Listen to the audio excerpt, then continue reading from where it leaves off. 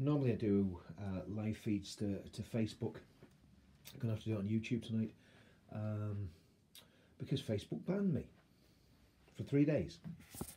And what did Facebook ban me for? They banned me for sharing a video about ISIS organising in America. The video is produced by a counter-extremism organisation called Clarion, and Clarion is run by moderate Muslims, not ex-Muslims, not people who are opposed to Islam, but moderate Muslims. Now, I don't really agree with everything that they do, because I think we should be encouraging people to completely leave Islam, because I believe it's a completely depraved and wicked religion, and the best thing that we can do for Muslims is encourage them to come out from amongst them and be separate, and that would be the tack I would take. But it's not the tack Clarion would take. Clarion try to encourage people to be moderate and to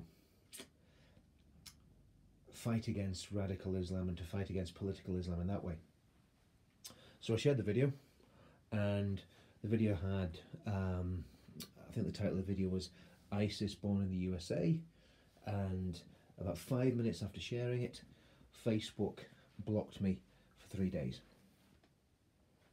That is freedom of speech according to Facebook, and it's ironic that the article that I shared was about how Facebook were not closing down accounts associated with ISIS, how Twitter were not closing them down, and how YouTube were not closing down. Yes, they were getting rid of the videos, but they weren't closing the accounts down. So it seems like one rule for terrorists and another rule for people who are actually countering terrorism. And that brings me on to the subject that I wanted to talk about anyway, and I've been wanting to talk about since his release, and of course it's what's happened to Tommy. And again, there's a lot of people, barrack room lawyers, pretending they're legal experts right the way from the beginning, saying, oh well, you know, Tommy deserved what he got, he broke the law, and saying that he pleaded guilty. Transpires that he almost certainly didn't plead guilty. In fact, he said he didn't plead guilty, and Tommy's not a liar, so he didn't plead guilty. And let's just say the law has been applied immodestly. The law has been applied ruthlessly, and I think it's very, very obvious that Tommy was a political prisoner. He was subject to state-sponsored torture. He could well have been killed in prison, and not only could he have been killed in prison, let's be honest, the way he was treated, could have led to his death. But of course the state doesn't care about that, the media don't care about that, the mainstream media, the failing and failed media. Tommy uploaded a video the day he got out, standing in his house, obviously emotional. His kids run up, give him a hug, give him a kiss. I shared the video on Facebook along with thousands of others, probably hundreds of thousands of others. Last time I checked, it had about 2.5 million views. It's probably up over 3 million views. Newsnight the same night did an article or a piece about Tommy, trying to be a little bit balanced and a little bit sympathetic. Of course they weren't sympathetic at all. Same man that was doing this piece was the one that did a hatchet job on the Free Tommy demo. Wonder how many views you had Newsnight when Tommy had his 2 million. But of course the problem we've got is we've all been using social media. We've all been using it very effectively because it's been getting our message out there. It's been getting the counter jihad message out there. It's been getting the message out that our political leaders are corrupt. They're in hock to the shady sheikhs of Qatar, Saudi Arabia, and every other little Islamic fiefdom that there is pumping oil into the West coffers. And we've been exposing the plan to replace the indigenous populations of Europe.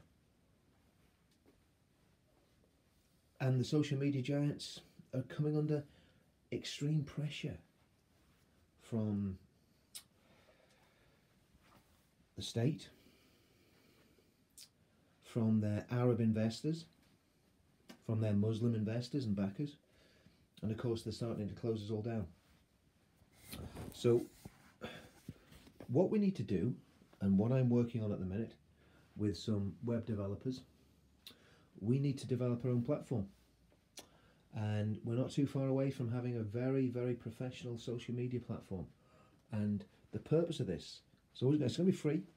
The purpose of this is to get as many patriots as we can networked on that social network, because when I get banned from Facebook, Facebook's the only real medium I use. I don't use Twitter that much. I don't use YouTube that much. This is very unusual for me to do a YouTube video. So when we get this social media platform up and running, we all need to plough into the social media platform. It's going to be really, really good. It's going to be a social media platform for us, run by us, moderated by us, where the fascists of Facebook... Do you know, there was a rumour that Zuckerberg was going to stand for president. My goodness, he's like a cross between Mr. Bean and a Bond villain. How the hell could we have that man as president of the United States? The man who loves to shut down freedom of speech. How's he going to protect the First Amendment rights of Americans when he hates freedom of speech more than anybody? Probably more than Pol Pot or Chairman Mao. Anyway, I'm going off on a tangent. So we're going to launch this platform. We're going to launch it hopefully within the next couple of weeks. And I would just encourage all patriots everywhere to get involved in this platform. And let's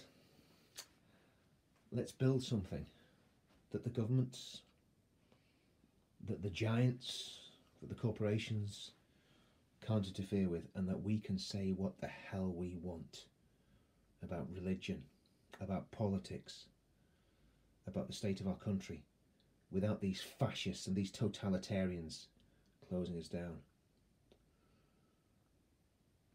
And Theresa May, when she was Home Secretary, she went after Tommy. It doesn't seem like a coincidence that Tommy does a demonstration on the 6th of May, I think it was, outside Downing Street. Tens of thousands of people turn up. Theresa May is widely mocked by the speakers. She's jeered. She's pilloried. Less than a month later, Tommy's in prison. His life's in danger. This government is rotten to the core. If we got a Labour government in, they'd be rotten to the core, friends. We need something totally, totally new and totally different, and we need to get rid of these corrupt, wicked, disgraceful politicians. We need to get rid of the corrupt and wicked mainstream media. We need to smash the left. We need to see them totally destroyed. And we need to stop the influence of Islam in our country. That's what we need to do. They're our goals. We need to win. We're not victims in this. We're going to be victors. And we're going to take our country back.